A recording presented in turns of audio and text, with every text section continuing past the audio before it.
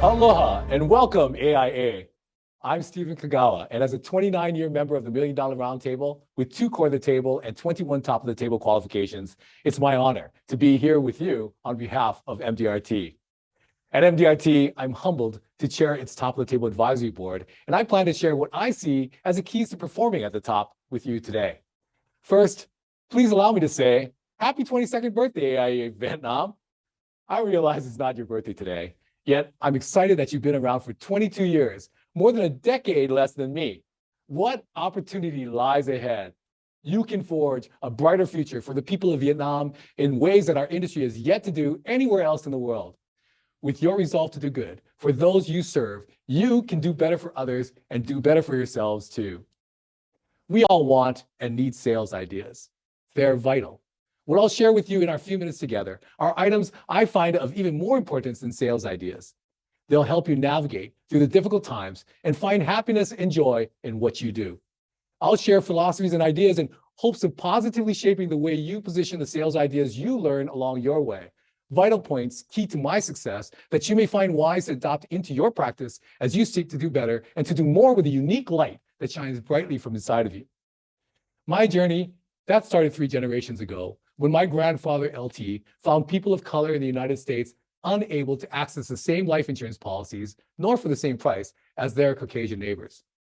Being of that remarkable history, along with the fact that I was the first son of a traditional Asian family's only son, I'd logically take over the family business and forge ahead in the life insurance industry. But that didn't happen.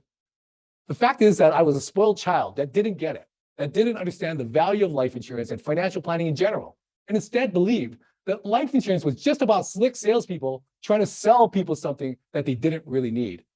I was never going to be that kind of slick sales guy. Being that spoiled kid, I followed through by dropping out of college after attending for 5 years. I begged my father for his help, and he turned to his life insurance company partner, who provided me with a paid internship. That's where I met Kathy. Kathy invited me to her home. I was immediately greeted by her 2 young children. I played with them, we ate dinner, and after tucking the kids into bed, Kathy said, "Stephen, I didn't invite you here to play with my kids and cook you dinner. I invited you over to tell you a story." You see, my husband was a proud man. He was a boxer, a tough guy. We owned a business in the garment industry in Los Angeles. One day, these guys came to our company and asked for money in return for our protection. My husband, being the proud, tough guy that he was, politely refused, and they shot him dead. I just met this beautiful lady and her family, and all these things simultaneously just flashed through my head. I guess that tears began to roll down my face as she said, no, Stephen, that's not the story. The story is that a few months before that fateful day, my husband and I were visited by some guys trying to sell us some life insurance. After they shared their stories with us, I told my husband, "You're not actually thinking of buying that life insurance. I mean, we're healthy. We don't have much debt, and our house is almost paid off. Our business is profitable. Our children are healthy. They're happy. Things are really good. Why do we need to buy products like life insurance from people like that?" For 2 weeks, we talked about whether we should buy life insurance. And then suddenly the conversation stopped. That conversation to buy life insurance was over. Then a few weeks later, my husband said, "Kathy, please don't get mad. You don't have to buy any, but I'm going to buy some of that life insurance. See, I just can't sleep. Every night I think, what if tomorrow didn't come for me and I left you and the kids financially unprepared? What kind of husband and father would I be?" So my husband bought some of that life insurance, not as much as was recommended, but he bought a life insurance policy. You know, when all was said and done, she told me, that life insurance saved my life. Bills kept coming in and could have piled up. I never thought twice about it. I just grabbed my pen and my checkbook and I wrote and sent checks to pay the bills. I didn't think about what the bills were for. I was grieving, and I had to decide what I was going to do with our house and with our business. I had to think about our kids and, of course, myself. What was I going to do? The cash from the life insurance policy gave me time. It gave me time to find a buyer for our business. I didn't have to worry about paying my employees or purchasing things that were needed for my family and our home. I had time to think about what I wanted for myself. I had time to grieve. It saved my life. And the people that sold it to me, people like your family, now represent the heroes in my life. Your family represent the heroes in my life, Stephen. And people like you who question the products and services and how they're sold to people like me need to stay in the business to protect us and our families. I never felt as small as I did in that moment. I left Kathy's house to call my parents to apologize, and the next day, I got my life insurance license in California because all I could think about was Kathy and her kids. What would happen if Kathy died? How would these two children fend for themselves if something happened to their mom? Hopefully a family member would be there for them, but who was going to be there to pay the bills? Suddenly a vision took hold of me. I wanted to talk to every single mother out there. So I got on a mission to ask every single mother on the floor I was working on a question and to offer a comment. Who's going to take care of Johnny if something happens to you? There was usually one answer: Mom. Mom will take care of Johnny. My follow-on comment was, okay, and I'm sure you're not going to leave your mom with the burden of taking care of your child without preparing financially for them. If you don't have a plan for that, maybe you should get some of that life insurance they make here at this company. Well, several months later, I got this check in my inbox. There was a lot of money written out to me, so I knew it couldn't be mine. I told my boss, I got your check. My boss asked, how do you know you got my check? Well, because this check is way too big and it's a weird color. I showed my boss a check and he said, Stephen, this is a commission check. This is what you get when you sell life insurance. I shouted out, I don't sell life insurance. My boss chuckled and said, okay, Stephen, you know those applications you've been helping single mothers fill out? Well, we've been coding them to you, and that represents the pay you get for helping these single mothers obtain life insurance. It's how your family gets paid for doing good things for others. I was mesmerized. I couldn't believe it. I ran out of his office, super excited, knowing that this was my money. But more importantly, I thought, wow, is this a business where I can just think about doing good for others, and the more I do good, the better I'll do? Perhaps this was the light that I was to illuminate in and on others. Perhaps I can make a difference in the world. Today, I know that it's up to us to find and shine our light, and that we can make a difference. We're entrepreneurs who work our butts off to make our vision of a better world come to reality. We can change and shape the world for the better. And your vision of that better world will come to fruition because of your good work behind the missions you embrace and knock down to give it life. I didn't know this when I first started in the industry. I wish I knew that I carried a vision of value and saw it as a gift to help these single mothers. If only I intentionally articulated my vision to ensure that no single mother of dependent children was left unprepared for life's realities.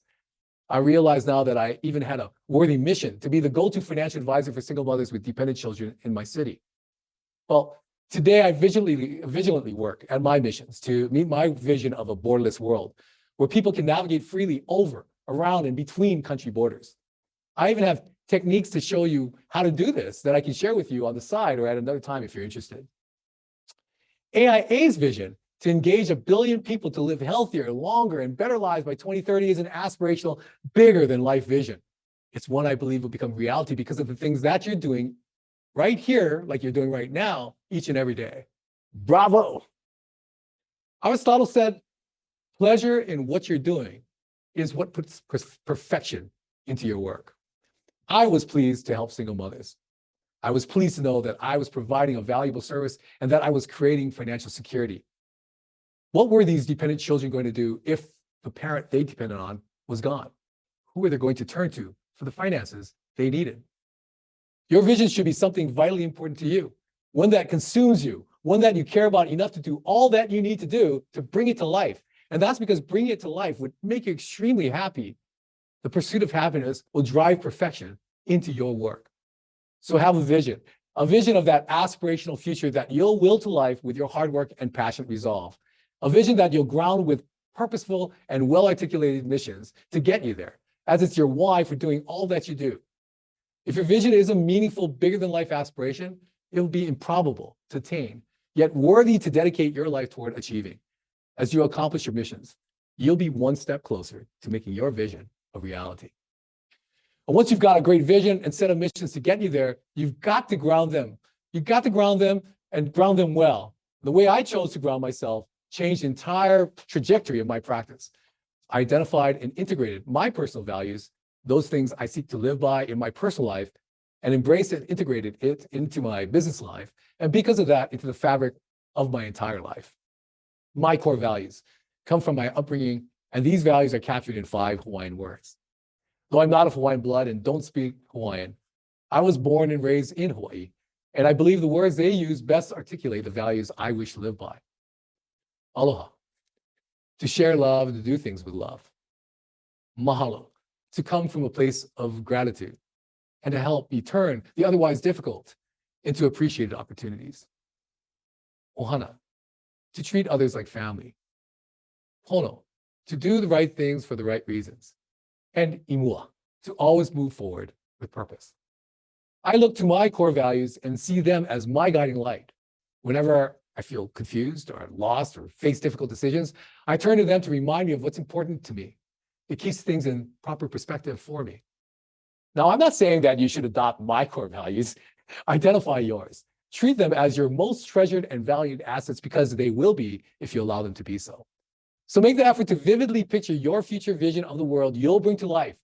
Engage in missions that accelerate your journey and ground all that you do through your values, the values that you live by and believe in at your core, the values that make you the unique and amazing person that you are. That will inform everything you do. For example, it helps me prospect.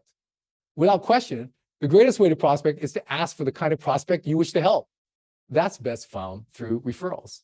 There's many ways to ask for referrals, but I believe that your core values and what you find of importance to you should shape, if not direct, the way you prospect and ask for referrals. Here's how I ask for referrals. I begin by asking myself, why? Why am I prospecting and doing so via referrals? Then who? Who do I want to be introduced to and by whom do I want to be introduced? My why I want to prospect, well, I want to expand my business. I want to meet people that can help me do so. I want to have fun in my business, and seeing the kinds of people I like helps make the journey more enjoyable. So here's how to do this. Imagine for a moment that you're sitting next to your favorite client. Who is she? What's she like? Step one, identify your favorite client. Who is that person? What is she about? Who are your favorite clients? What are they like? You'll find that they share certain traits. What are those traits of your top 20% or your 5 favorite clients? What's their character like? What are the things most important to you in terms of the characteristics of your favorite clients? Be specific and clear. For me, my ideal client is one who cares about those that depend upon them, believes in planning to meet the hopes they have for those that depend upon them, and who execute their plans by doing what they say they're going to do exactly the way they say they're going to do it. People that have integrity. That's mine. What's yours? What are the attributes of your ideal client? Do you see her in your mind's eye? Well, now that you know what your ideal client looks like, you've also identified the profile of your ideal prospect. Here's what to do next. Ask for referrals to that ideal profile. But don't just ask anybody for these prize referrals, and don't just ask in a random manner. Look at your centers of influence and make a list of those people you look up to and wish to be around more often. They could be clients, friends, family, and colleagues you respect. Prioritize them by your definition of your ideal prospect. Now ask those centers of influence you look up to who most resemble the profile of your ideal prospect to visit with you to help you expand your business. And when you visit with them, ask for introductions to those they respect who match your ideal prospect profile. Got it? You're going to ask those you respect who resemble your favorite client to introduce you to people like them. Do not ask them to introduce people who might need your products and services. No, no, no, no, no. That's a less successful way, promised and promoted by many trainers. Doing so can actually scare people away. So stand out from the rest and refrain from doing that. Ask them to introduce those who they know, who they respect and look up to, who are of the ideals you mentioned. You know, people like them. By the way, there's a perfect time to ask for these referrals, and that's during what's known as moments of influential power. In his book, Influence, Dr. Robert Cialdini teaches that moment of influential power always occurs when someone thanks you. Instead of just saying you're welcome or no problem, say you're welcome and, so your new client Sam says, thank you. And you say, you're welcome. And I really enjoy working with you and people like you. You know, you're a planner and you love those who depend upon you and care enough to build and implement plans of action and meet the hopes you have for them.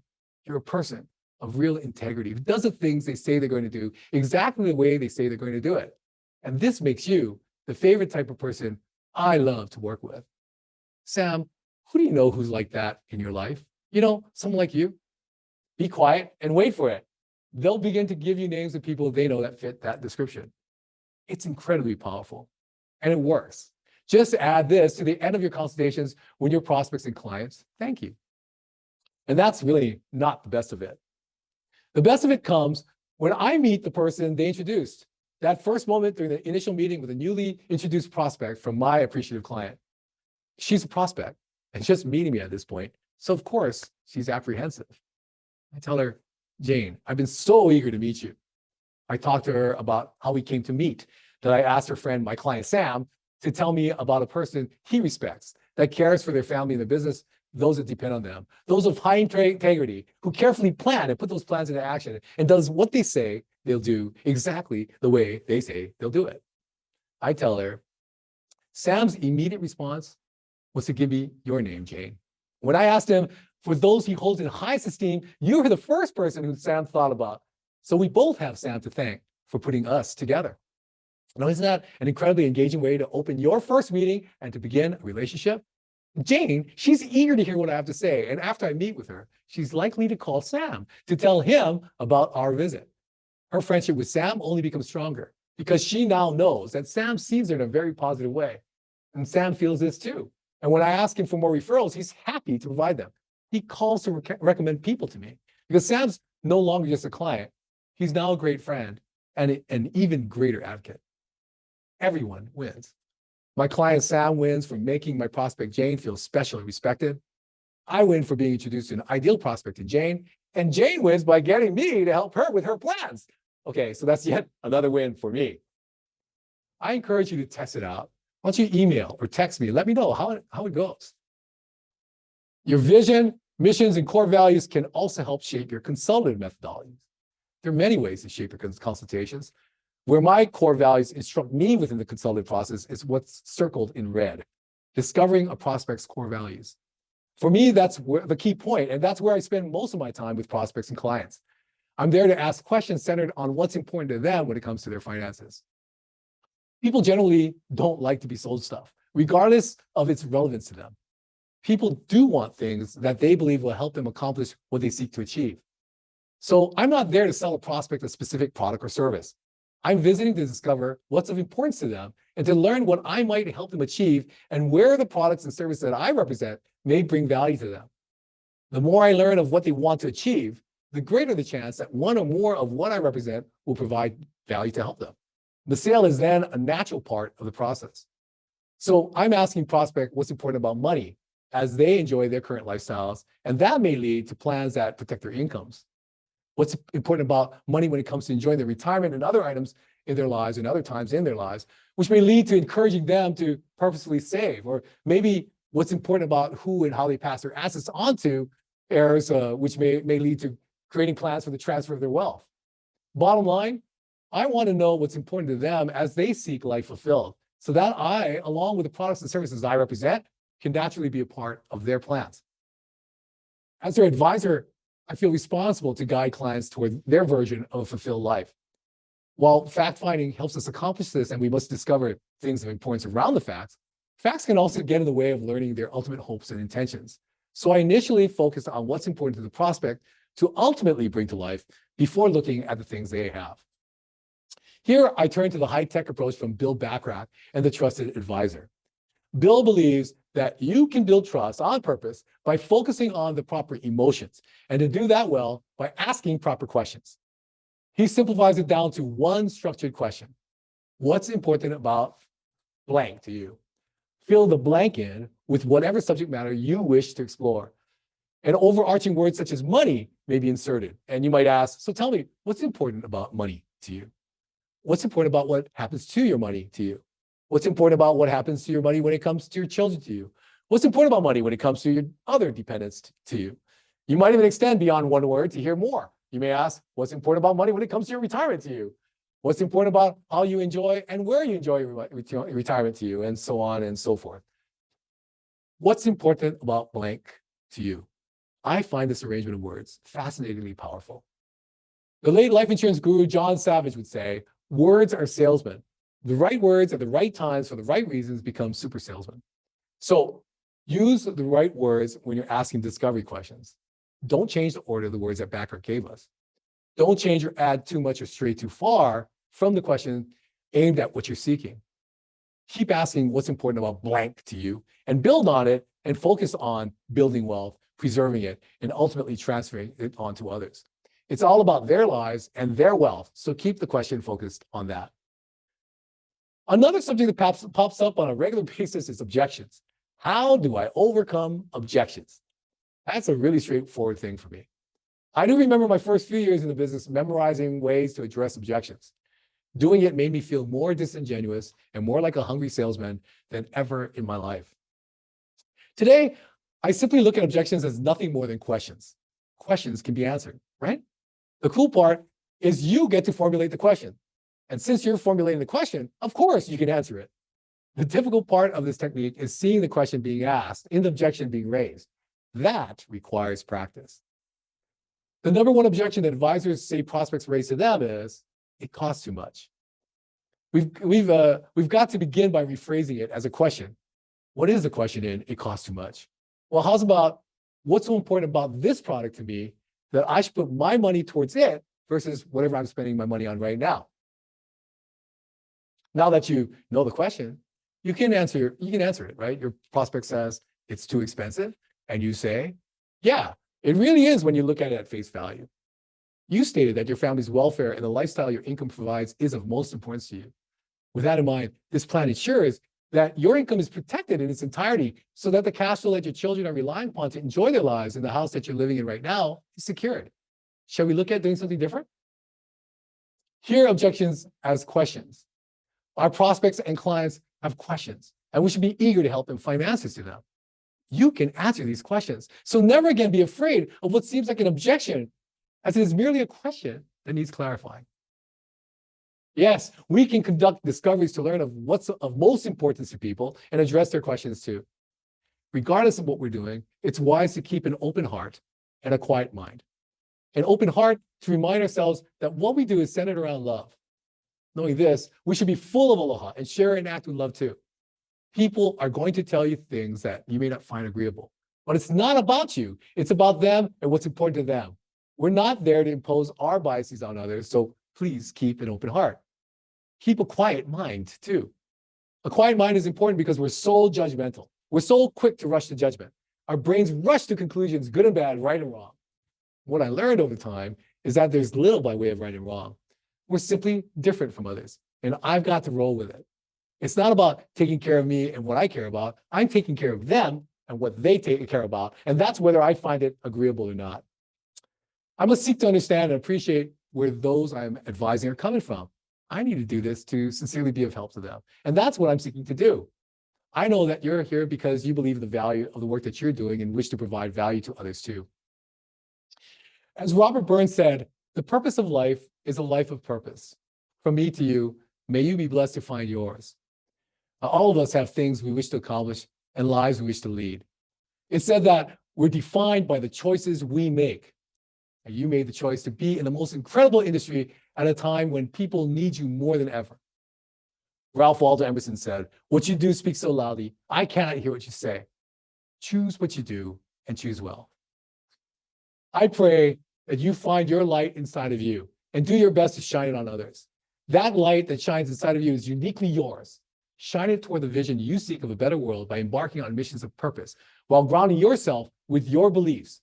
Those are the center of your being, your core values.